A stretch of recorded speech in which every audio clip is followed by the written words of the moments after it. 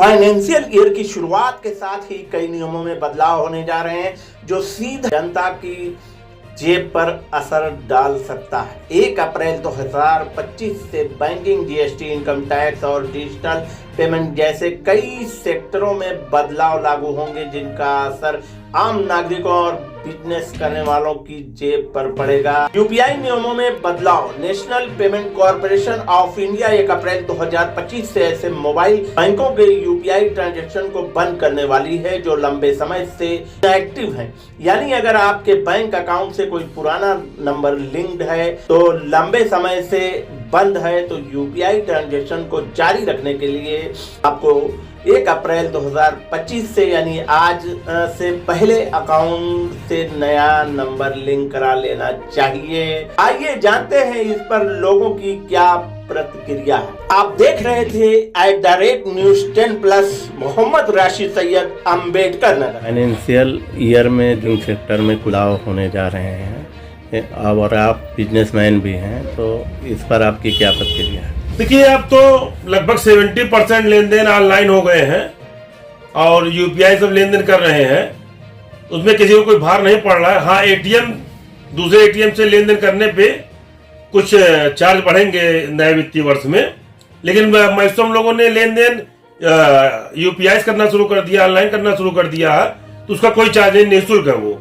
और कुछ चार्ज जो लग रहे हैं, आज देश हित में, राष्ट्र हित में लगभग हम लोग 1.5 लाख किलोमीटर का सड़क निर्माण वाला देश में है और ये दूसरे नंबर पे आ गया है। तो जो भी कुछ टैक्सेस वगैरह लिए जा रहे हैं, तो ये हमारे देश के विकास में बहुत बड़ा योगदान है। हर आदमी को अपनी तरफ से जो भी है सहयोग करना चाहिए। राष्ट्र के हित में टैक्स देना चाहिए। टैक्स देना सरकार के और देश के विकास के लिए बहुत अच्छी चीज है। ठीक है, कहीं अगर कुछ भारी लग रहा है उसमें सुधार भी होता है, संशोधन भी होता है। हमारी सरकार समय समय पे इन चीजों पर ध्यान देती है कि अगर कोई समस्या पब्लिक को हो रही है और गलत हो रहा है तो उसको संशोधन भी किया जाता है। जरूरत पड़ने में उसके विचार किया जाएगा। फाइनेंशियल ईयर में जो है 1 अप्रैल से बदलाव होने जा रहे हैं बैंकिंग सेक्टर में, जिसमें जीएसटी है और जो है मोबाइल बैंकिंग है और जो है एटीएम है।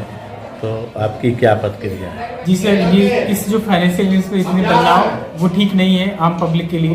जो एटीएम पे है बदलाव, ये हर ट्रांजेक्शन पे इनका चार्ज लगेगा, लेकिन जो कि ये बाहर रह रहे स्टूडेंट के लिए बहुत ही दुखदाई है। और स्टूडेंट के लिए रुपये ही बहुत है बचत के लिए। अगर हर ट्रांजेक्शन में उनको 10, 20, 15 एक्स्ट्रा देना पड़ेगा तो पता नहीं कितना उनका पैसा एक्स्ट्रा चला जाएगा।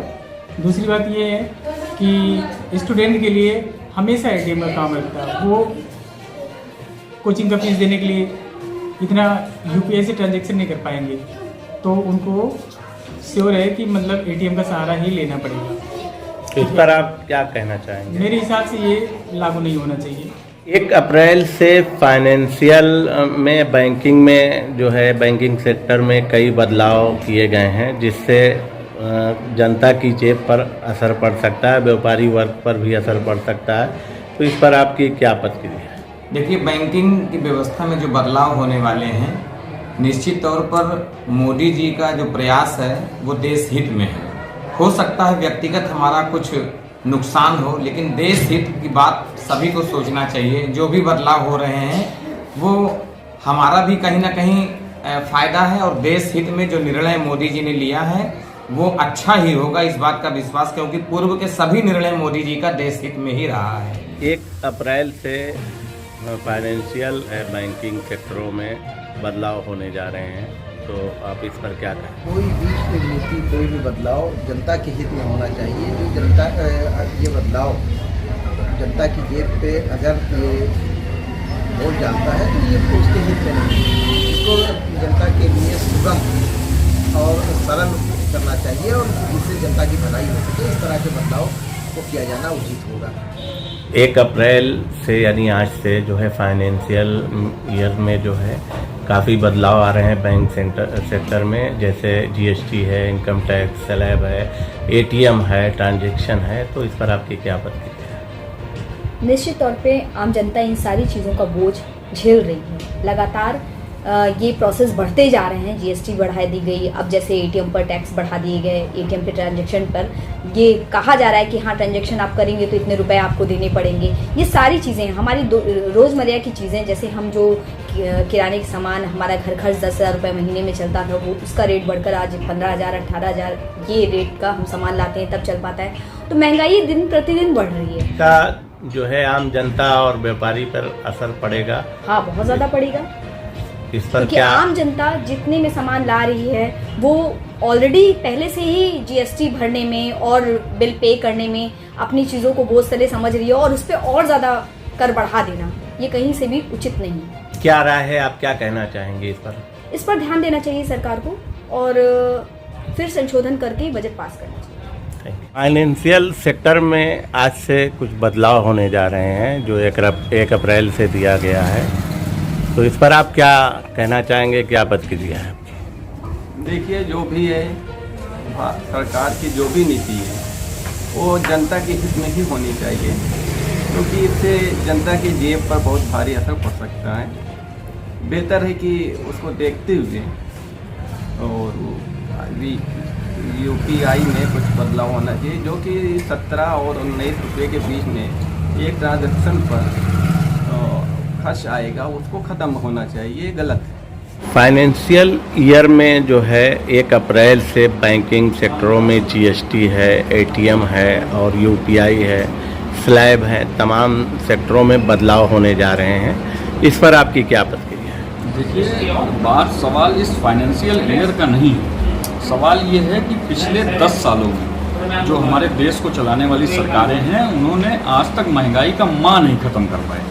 और रही बात जनता पर बोझ डालने की, तो आपको बड़ा स्पष्ट रूप से एक चीज़ एकदम क्लियर कर देता हूँ कि वन देश, वन नेशन, वन टैक्स की बात करने वाली सरकार आज कहीं ना कहीं जनता के साथ एक बहुत बड़ा छलावा कर रही है। आप देखते जाइए कि घर की रसोइयाँ महंगी होती जा रही है, घर की ज़रूरतों का जो मेन ज़रूरत का सामान वो महंगा होता जा रहा है, दवाइयाँ महंगी होती जा रही हैं, हर तरफ त्राहिमाम महंगाई से बनी हुई है। और जिस आप बैंकिंग सेक्टर की बात अगर करना चाहते हैं तो बैंकिंग सेक्टर का तो एक बहुत बड़ा, चूँकि आप एक बात आपको समझनी होगी कि बैंक सेक्टर जिस तरीके से घाटे में चल रहे हैं उस घाटे को कवर करने के लिए आम जनता पर लगातार बोझ डाला जा रहा है। जैसे आप देख रहे होंगे अभी नीरव मोदी बैंक का पैसा लेकर के भागे, और इस तरीके के तमाम, मैं नाम गिनाऊंगा तो शायद बाइट का समय पूरा हो जाएगा, तमाम लोग जो बैंकों का पैसा लेकर के भागे हैं, निश्चित तौर पर इसकी भरपाई कोई अपने घर से नहीं देगा। एक कहावत कही गई है, सनातन व्यवस्था में कहावत कही जाती है कि भवानी माई अपने घर से आंख नहीं देती हैं, किसी की आंख लेती हैं तो आंख देती हैं। अब सवाल ये बनता है कि एटीएम से पैसा निकालो उस पर चार्ज, ये निकालो उस पर चार्ज, वो निकालो उस पर चार्ज, तमाम नाना प्रकार के चार्जों से हमको घेर दिया जा रहा है। सबसे बड़ी बात आपको ये देखनी होगी कि एक गाड़ी हम छोटी सी खरीदते हैं, उसका पहले रोड टैक्स देते हैं, फिर हमारा टोल टैक्स देते देते हमारा दम निकल जाता है, डीजल डलाते हैं उस पर टैक्स देते हैं, इंश्योरेंस कराते हैं उस पर जीएसटी देते हैं, तमाम प्रकार के टैक्सों से हमारे ऊपर बोझ डाल दिया जा रहा है। मिडिल क्लास फैमिली लगातार गरीब होती चली जा रही है। सरकार इस व्यवस्था में लगी हुई है कि गरीब और अमीर के अलावा इस देश में किसी को नहीं रहना है। बीच के जितने भी लोग हैं उनको सरकार गरीब बनाने में लगी हुई है, और जो बड़े लोग हैं उनकी पूंजी और उनकी झोली लगातार भरने में सरकार काम कर रही है। मेन जो सबसे बड़ी समस्या इस देश के अंदर आकर बनी हुई है बेरोजगारी। जब बेरोजगारी दूर नहीं होगी, आप देखिए टैक्सेशन स्लैब के सहारे हमको कितनी ज़बरदस्त तरीके से गुमराह किया जा रहा है।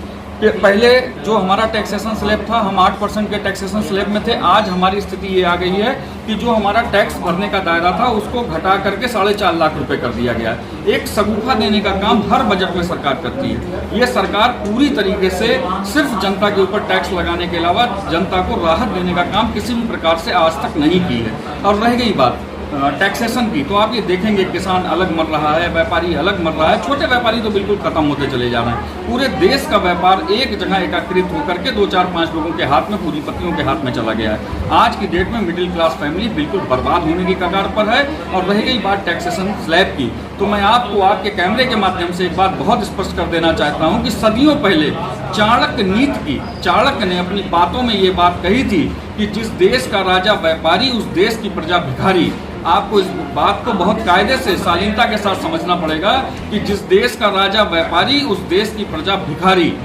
जब हमारे देश का राजा तो इस प्रकार से होने चाहिए कि उनको अपना खजाना जनता के लिए खोल देना चाहिए। लेकिन लगातार जिस तरीके से भारत सरकार कर्ज में डूबी हुई है, जैसा कि आप देखेंगे 2014 से पहले सरकार के ऊपर क्या टैक्स था, ये मैं कोई राजनीतिक बात नहीं कर रहा हूँ, ये सारे डाटे आपको गूगल पे मिल जाएंगे और हर जगह पढ़ने को मिल जाएंगे। ये कोई, मैं ऐसा नहीं कह रहा हूँ कि ये कोई मैं नया आदमी हूँ या मैं पहला व्यक्ति हूँ जो इस बात को जानता हूँ। आज पढ़ा लिखा समाज, हर आदमी इस बात को खोल के देख सकता है कि इस देश के अंदर आज जो महंगाई दर है, आज जो डॉलर की कीमत है, आज जो हमारे बॉर्डर की सुरक्षा है, वो सब किस पैदान पर जा चुकी है। देश का अंतिम व्यक्ति भी परेशान है। सबसे बड़ी बात यह है कि आप ये देखेंगे कि महंगाई का आलम इस कदर हो गया है कि लोगों ने जो अपनी गाड़ियों को लोग 150 किलोमीटर चलाया करते थे, आज उनका दायरा 10-20 किलोमीटर पर आकर टिक गया।